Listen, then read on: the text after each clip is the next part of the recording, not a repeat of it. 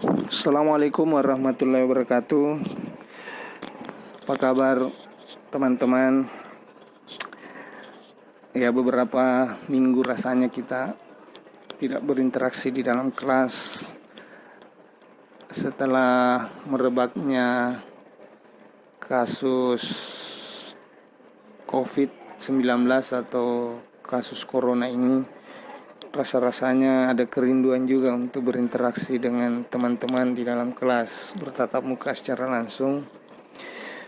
Karena beberapa minggu yang kita lalui ini, kita hanya berinteraksi melalui grup WA. Itu pun seperti interaksinya, interaksi kita rasa-rasanya tidak efektif karena saya hanya membagikan materi dalam bentuk slide presentasi, kemudian teman-teman menanggapinya, lalu kita berdiskusi di grup WA. Ya, saya coba mereview, merefleksi, rasa-rasanya kalau saya di posisi teman-teman ada banyak keterbatasan dalam proses transfer knowledge kalau modelnya hanya seperti itu. Ya, memang kita tidak bisa maksimal, tetapi saya harus mencoba untuk mencari cara yang bisa lebih efektif, yang bisa lebih baik dibanding metode yang sebelumnya. Ya, kalau yang umumkan kita menggunakan aplikasi Zoom Meeting, tetapi ada banyak kendala saya kira yang akan dihadapi teman-teman, terutama terkait dengan persoalan jaringan operator seluler yang kita gunakan tentu berbeda-beda di setiap daerah, sehingga kalau terputus-putus juga bisa menjadi efektif. Saya lancar, teman-teman terputus-putus kan sama saja. Begitupun juga dari sisi biaya, saya kira teman-teman kalau kita menggunakan aplikasi itu butuh tambahan biaya lagi untuk membeli kuota. Nah, saya mencoba menutupi dengan mencoba meminta masukan dari teman-teman mahasiswa IT, termasuk teman-teman dosennya juga. Saya diberi aplikasi ini dalam bentuk rekaman yang meskipun saya tidak tampil di layar, tapi minimal dengan mendengar suara teman-teman seolah-olah berinteraksi secara langsung dengan saya. Mudah-mudahan juga itu bisa menutupi kekurangan atau bisa lebih menambah transfer knowledge-nya kalau mendengar suara di samping melihat materinya. Nah, teman-teman, hari ini kita akan melanjutkan perkuliahan kita dengan topik sosial dan masalah sosial. Topik ini sangat penting kita pahami dalam kaitannya dengan mata kuliah kita, praktek PMI 1, yang nantinya kita akan melakukan praktek lapangan kalau Tuhan mengizinkan corona cepat berlalu dan masih ada waktu sesuai kalender akademik, kita akan melakukan praktik di lapangan. Tapi kalaupun tidak, saya akan membagikan format yang nantinya teman-teman akan mengisi sesuai dengan, atau teman-teman melakukan praktik mandiri di daerahnya masing-masing dan mengisi format itu. Nah, di PMI 1 ini kita akan melakukan praktek pemetaan sosial. Nah, sebelum melakukan praktek itu kita harus memahami tentang sosial dan masalah sosial.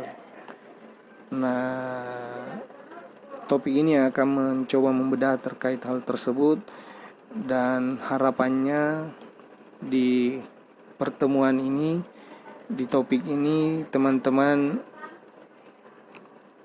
mahasiswa nantinya mampu menganalisis pengertian sosial dan masalah sosial, kemudian mampu menganalisis bentuk-bentuk masalah sosial, kemudian mampu menganalisis unsur-unsur masalah sosial dan menganalisis konstruksi sosial dalam masalah sosial. Yang pertama tentu kita terlebih dahulu harus memahami istilah sosial itu sendiri. Meskipun sebenarnya kalau terkait dengan istilah ini bukan lagi hal yang baru, tapi bahkan sudah di luar kepala teman-teman. Apa itu istilah, apa itu sosial, itu sudah di luar kepala teman-teman. Karena sesungguhnya sejak istilah ini mulai kita kenal, sejak kita mampu berbicara dan berinteraksi dengan lingkungan kita, istilah ini sudah kadang-kadang kita dengar meskipun kita belum memahami maknanya. Nah, setelah kita menempuh pendidikan di bangku sekolah, kemudian di bangku perkuliahan, istilah ini makin familiar di kita, termasuk maknanya semakin kita pahami, dan di luar kepala pun, dalam keadaan tidur pun kita bisa menjelaskan istilah sosial. Tetapi saya ingin tetap mencoba mereview istilah sosial ini supaya kita memiliki kesamaan pandang di dalamnya. Nah, istilah sosial sering dikaitkan dengan hal-hal yang berhubungan dengan manusia di dalam masyarakat. Seperti misalnya kehidupan masyarakat di perkotaan yang biasa kita hubungkan dengan melihat kehidupan masyarakat yang masuk kategori miskin atau kaum miskin. Atau di status yang lain kita juga biasa melihat bagaimana kehidupan masyarakat yang berada atau masyarakat yang dalam golongan kaya. Itu biasa juga kita mengkajinya dalam hubungannya dengan melihat situasi sosial di masyarakat tersebut. Atau juga biasa kita menggunakan istilah ini untuk melihat kehidupan masyarakat nelayan atau masyarakat petani dan lain-lain. Tapi istilah ini juga sering juga digunakan dalam melihat suatu sifat yang mengarah pada, atau sering diartikan dalam melihat suatu sifat yang mengarah pada rasa empati terhadap kehidupan manusia. Rasa empati atau rasa peduli. Sehingga memunculkan sifat tolong-menolong, membantu dari yang kuat terhadap yang lemah, atau sifat empati yang diwujudkan dalam mengalah terhadap orang lain. Nah, sifat-sifat ini biasa disebut mempunyai jiwa sosial yang tinggi. Nah, dari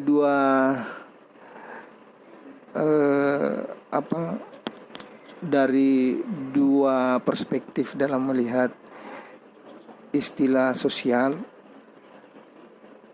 di mana dua perspektif itu sangat berkaitan dengan kemanusiaan, maka dapat diasumsikan bahwa pada dasarnya sosial mengarah pada hubungan antar manusia sebagai anggota masyarakat atau kemasyarakatan. Sehingga sosial dapat dimaksudkan sebagai rangkaian norma, moral, nilai, dan aturan yang bersumber dari kebudayaan suatu masyarakat atau komunitas yang dijadikan sebagai acuan dalam berhubungan antar manusia. Dari pengertian tersebut dapat dipahami bahwa istilah sosial mencakup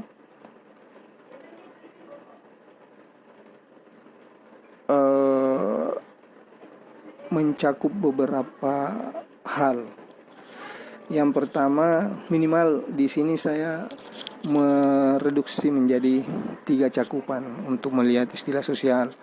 Yang pertama, mencakup lebih dari seorang individu yang terikat pada satu kesatuan interaksi. Jadi kita sepakat bahwa kalau satu individu saja berarti bukan sosial, tapi harus lebih dari seorang individu. Dan individu ini terikat pada satu kesatuan interaksi. Kalau sekedar misalnya ada 2 orang individu tapi sekedar bertemu atau lewat di suatu tempat, itu belum disebut sosial karena tidak ada keterikatan di dalamnya. Yang kedua, karena lebih dari satu individu, maka terdapat hak dan kewajiban dari masing-masing individu yang saling berfungsi satu dengan yang lainnya. Kemudian sosial itu bersifat abstrak yang berisi simbol-simbol berkaitan, atau disebut abstrak karena berisi simbol-simbol yang berkaitan dengan pemahaman terhadap lingkungan dan berfungsi untuk mengatur tindakan-tindakan yang dimunculkan individu sebagai anggota masyarakat. Dalam konteks program pengembangan masyarakat atau pengembangan masyarakat Islam, dalam konteks program pengembangan masyarakat saja, keberhasilan atau cepat tidaknya hasil program pengembangan masyarakat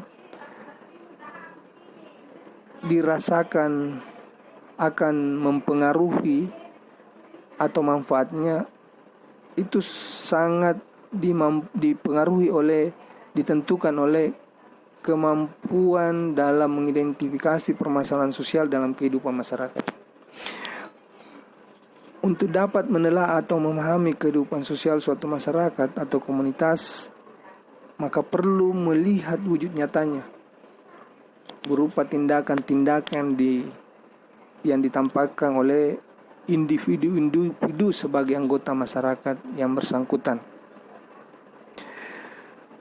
Dengan melihat dan mengidentifikasi tindakan-tindakan, maka kita dapat merekonstruksi pola-pola yang menyebabkan munculnya tindakan tersebut. Pola-pola tersebut akan mengacu kepada pranata sosial yang membentuknya. Kaitan dengan pola-pola masalah sosial yang tadi saya sebutkan, maka kita dapat melihat masalah sosial dalam beberapa pola atau beberapa kaitan. Di sini ada 5 yang saya munculkan. Yang pertama berkaitan dengan keadaan atau kondisi yang berkaitan dengan kriminal, seperti pencurian, perampokan, pemerkosaan. Itu adalah bentuk-bentuk yang bisa kita hubungkan sebagai sebuah masalah sosial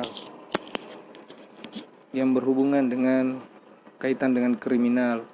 Kemudian berkaitan dengan keterpurukan kesejahteraan masyarakat, itu biasa kita melihat masalah sosial seperti kemiskinan, ketertinggalan tingkat pendidikan, pengangguran, dan yang sekarang dengan adanya kasus virus corona, salah satu masalah sosial yang muncul adalah PHK. Jadi banyak teman-teman yang bekerja di sektor swasta itu kemudian harus di PHK karena adanya kasus corona. Kemudian berkaitan dengan yang ketiga adalah berkaitan dengan penguasaan atau wewenang seseorang. Ini biasa kita kaitkan dengan adanya dominasi di dalam masyarakat. Ya, bisa berkaitan dengan sektor politik, ada dominasi politik dari seseorang atau sekelompok orang yang mendominasi sistem politik di komunitas mereka atau di masyarakat mereka. Nah, ini menimbulkan ketidakseimbangan. Begitupun misalnya di sektor ekonomi, ada seseorang atau sekelompok orang yang memiliki dominasi ekonomi yang lebih dominan dibanding orang lain, itu tentu akan menimbulkan masalah sosial akibat dominasi tersebut. Kemudian yang berkaitan dengan dampak yang sangat meluas pada kehidupan manusia secara umum. Nah, yang sekarang bisa kita lihat ada masalah sosial karena ada dampak yang luas, disebabkan dampak yang luas yang dialami oleh masyarakat secara umum.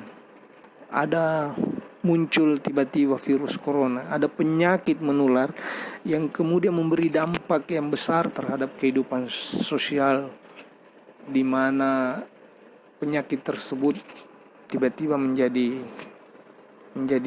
epidemi, atau corona ini menjadi pandemi, sehingga dampaknya sangat besar, bisa berdampak pada persoalan ekonomi, bahkan bisa juga nantinya kalau semakin tidak terkendali bisa juga berdampak pada persoalan kriminal dan lain-lain.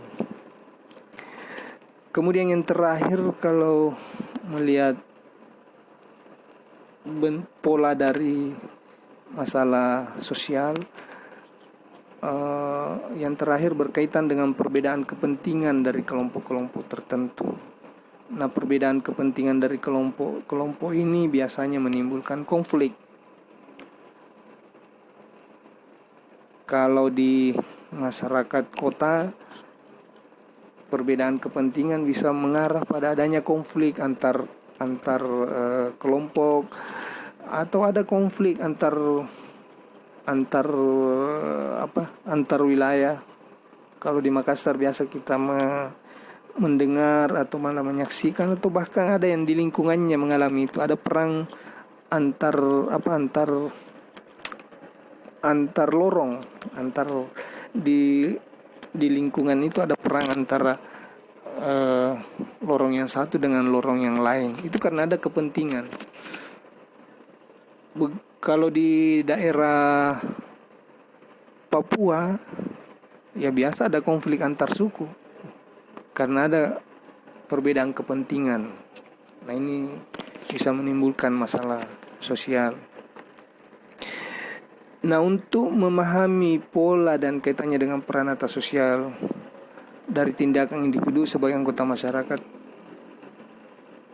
itu tidak dapat dipahami dari sudut pandang orang luar dari masyarakat tersebut. Atau misalnya dalam konteks penelitian, peneliti itu tidak mampu memahami pola-pola tersebut kalau kemudian orang luar ini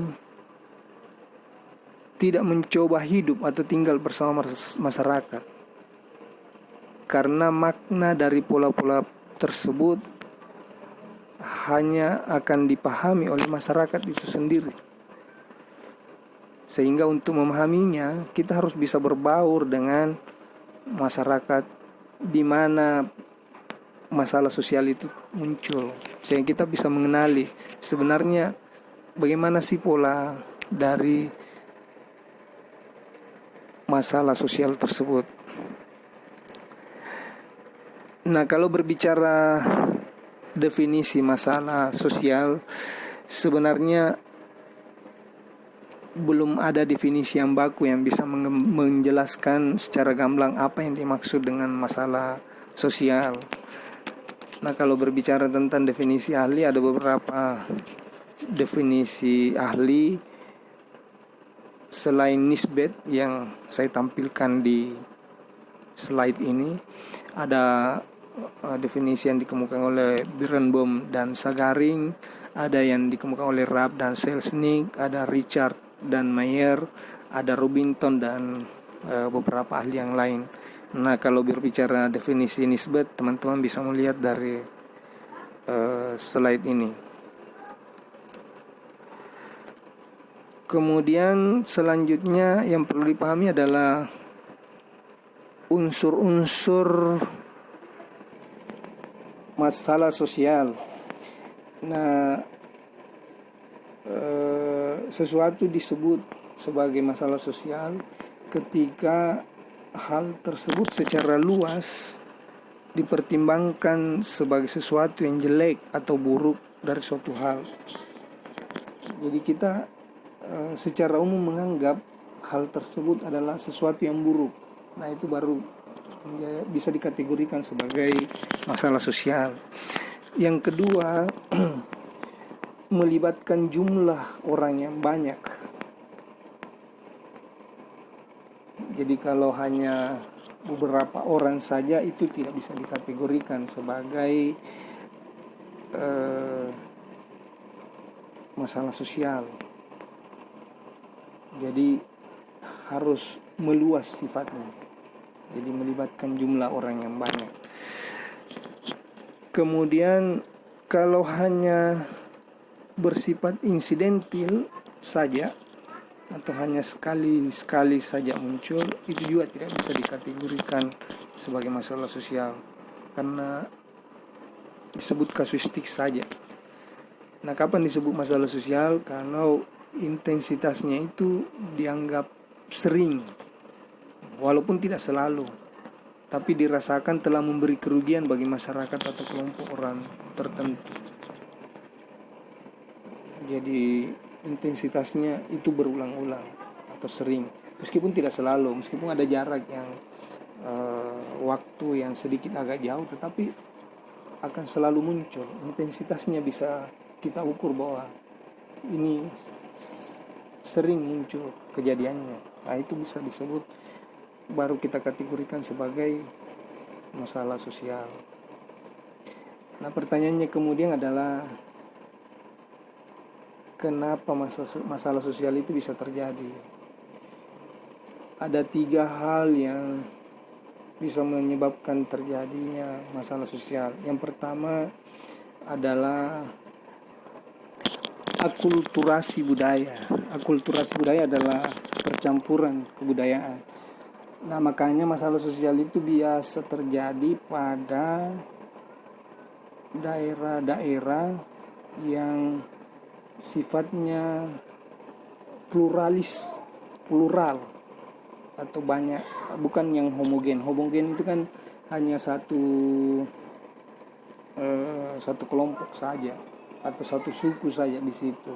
Nah, yang masyarakat yang homogen itu jarang sekali ada masalah sosial yang banyak di dalam di situ. Tapi yang banyak terjadi adalah yang plural, yang banyak kelompok di dalamnya, banyak suku-suku di dalamnya. Biasanya masalah sosialnya itu kompleks. Kenapa terjadi begitu? Akibat adanya akulturasi budaya atau percampuran budaya, karena biasanya seseorang itu bertindak berdasarkan budaya yang sudah dimilikinya. Jadi kelakuannya atau perilakunya itu sangat dipengaruhi oleh budaya yang terbangun dari latar belakangnya. Misalnya orang Makassar itu tentu akan terbiasa bertindak dengan budaya orang Makassar. Nah, kalau orang Jawa tentu akan terbiasa dengan budayanya sendiri. Nah, ketika dia bercampur, biasanya proses adaptasi itu agak lambat.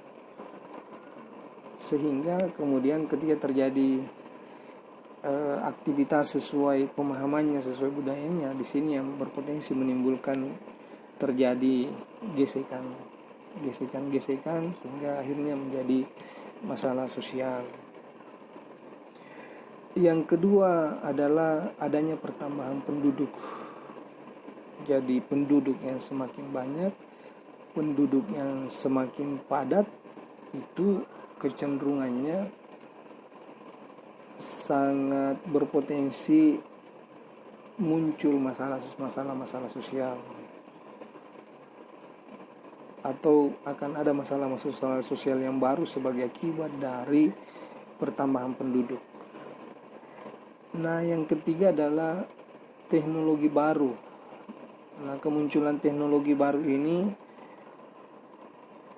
akan mengakibatkan munculnya pengetahuan baru. Nah, pengetahuan yang baru ini biasanya menimbulkan masalah karena ada faktor budaya yang agak lambat perkembangan. Atau dengan kata lain, perubahan sosial itu akan cepat terjadi disebabkan adanya perubahan-perubahan yang tadi, misalnya ada perubahan karena adanya teknologi baru atau adanya pertambahan penduduk atau ada perubahan lingkungan alam.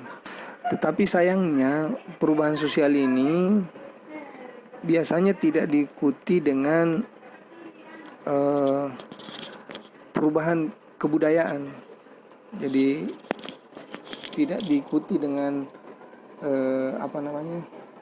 kesepakatan nilai atau kesepakatan pengetahuan, kesepakatan norma terhadap perubahan sosial yang terjadi. Nah, kesepakatan nilai pengetahuan dan norma itu yang disebut dengan kebudayaan. Perubahan gejala objektif atau perubahan sosial tersebut dan penilaian yang secara subjektif berdasarkan budaya yang dipahami itu akan menciptakan masalah sosial bagi individu secara anggota masyarakat. Nah, selanjutnya kita perlu melihat bagaimana sih konstruksi sosial dalam masalah sosial. Di sini saya mencoba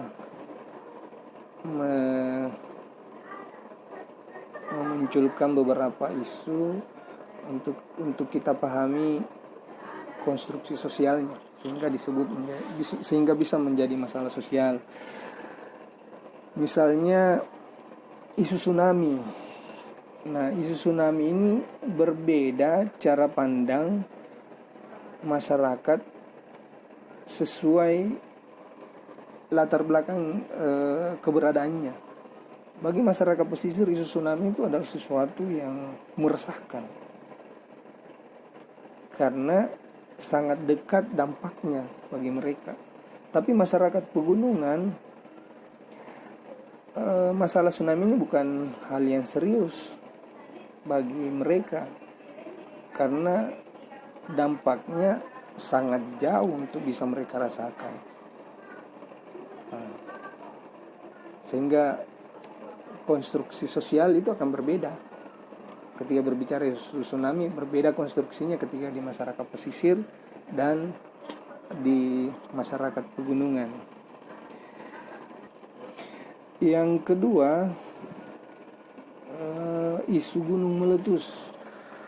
Nah, ini juga akan berbeda konstruksi sosial menyikapi isu ini bagi masyarakat yang berada di dataran tinggi dengan masyarakat yang berada di dataran rendah.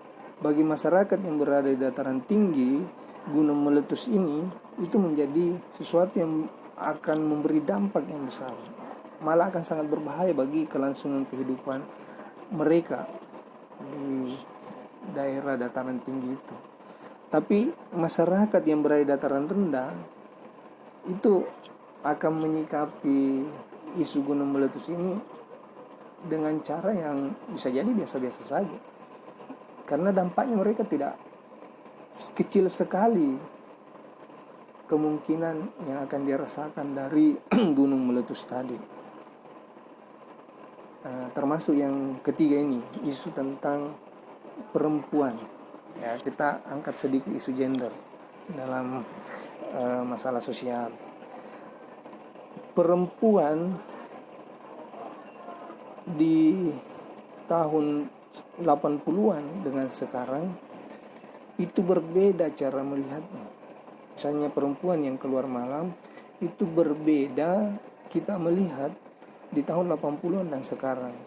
Perempuan yang keluar keluar malam di tahun 1980-an itu merupakan masalah sosial.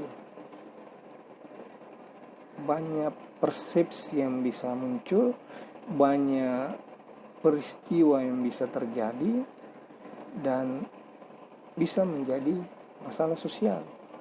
Bahkan dulu di tahun 80-an perempuan yang keluar malam itu ada sanksi sosialnya, ada sanksi adatnya biasa. Berbeda dengan sekarang, perempuan yang keluar malam itu dianggap hal yang biasa, bukan lagi hal yang tabu. Bahkan di masyarakat kota, perempuan yang keluar malam itu bisa dipengaruhi oleh banyak hal, termasuk salah satunya adalah karena tuntutan profesi, mungkin karena dia sedang bekerja, sehingga perempuan yang keluar malam di zaman sekarang tidak lagi disoroti. Berbeda di tahun 1980-an, malah bisa menimbulkan konflik sosial akibat adanya sebagai dampak dari kebiasaan keluar malam itu. Yang keempat, saya mengangkat isu atau kasus adalah perilaku buang air besar. Kenapa saya angkat ini? Karena saya pernah menggeluti isu ini di program yang saya dampingi. Jadi perilaku buang air besar. Saya juga mengingat di masa saya masih kecil, perilaku BAB ini agak menyimpang, tidak sesuai dengan standar buang air besar yang sehat. Saya mengingat itu juga. Nah, di beberapa daerah, termasuk di daerah perkotaan juga masih ada yang seperti ini. Masih ada perilaku buang air besar di luar MCK, bukan di MCK. Yang sesuai standar kan seharusnya buang air besar itu di dalam MCK atau di dalam kamar mandi. Ada kamar khusus untuk buang air besar, bukan di sembarang tempat.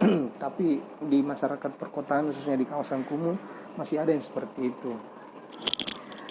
Nah, cara pandang kita itu akan berbeda antara penduduk di wilayah tersebut dengan orang luar, atau misalnya orang kota dengan di daerah pedesaan.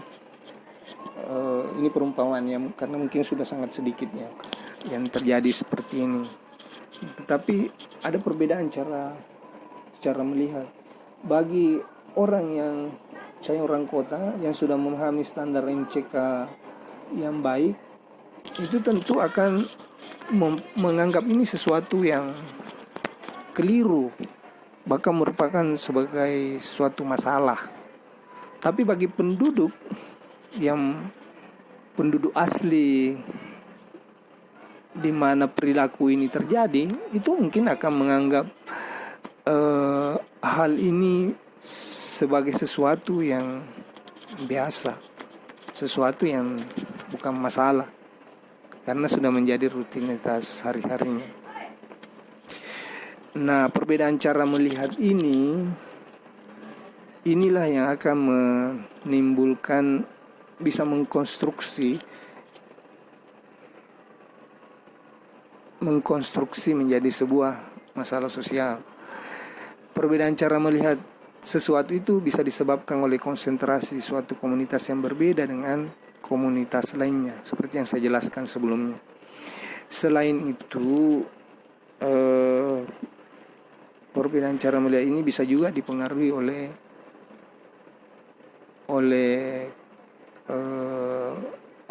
kepentingan. Jadi perspektif yang berbeda ini bisa juga dipengaruhi oleh kepentingan. Dan saya kira saya tidak ingin membahas jauh tentang perbedaan kepentingan, karena biasanya ada berhubungan dengan hal yang bersifat politis. Misalnya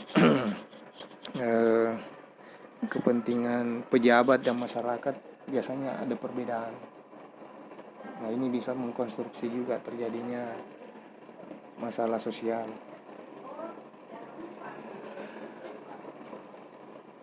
Tetapi saya kira dari penjelasan di atas, saya ingin menutup materi ini dengan menyampaikan kesimpulan dari materi sosial dan masalah sosial.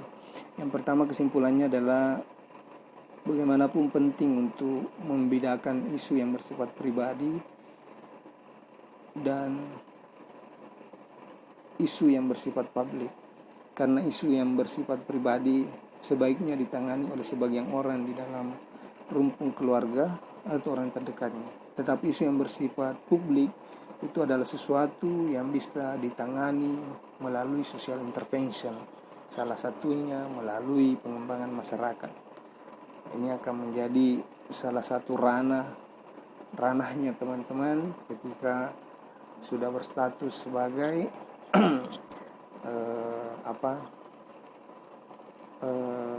sudah berprofesi sebagai pengembang masyarakat. Yang kedua,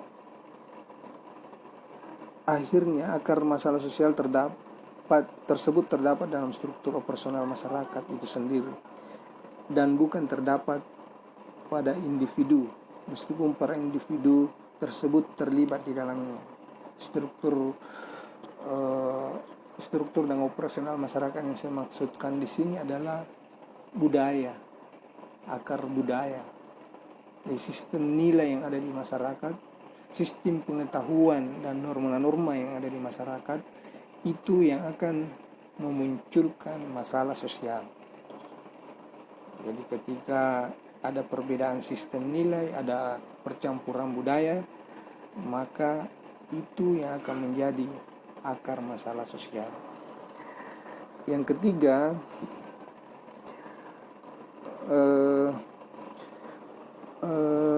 menangkap sesuatu yang disebut sebagai kepentingan publik tidaklah mudah, karena kita tidak bisa melihatnya dari sudut pandang dan penilaian kita sendiri, tetapi dari sudut pandang masyarakat publik tersebut. Jadi orang luar itu tidak bisa menafsirkan sendiri, ataupun orang dalam itu tidak bisa hanya menggunakan sudut pandangnya sendiri, tetapi harus merupakan sudut pandang masyarakat, sehingga kemudian kita menyebut bahwa ini adalah kepentingan publik. Yang keempat, memecahkan masalah suatu masyarakat dengan sudut pandang kita tidak akan menjadikan masalah tersebut terselesaikan. Bahkan terkadang hal yang kita lakukan dalam rangka mencegah masalah sosial bisa membuat atau menciptakan masalah sosial yang baru, dan dampak negatifnya akan dirasakan oleh masyarakat itu sendiri. Saya kira itu teman-teman yang menjadi bahan materi kita untuk pertemuan kali ini dengan topik sosial dan masalah sosial. Saya kira cukup. Silakan disimak rekaman ini. Untuk selanjutnya diskusinya bisa kita lanjutkan melalui grup WA teman-teman. Terima kasih. Assalamualaikum warahmatullahi wabarakatuh.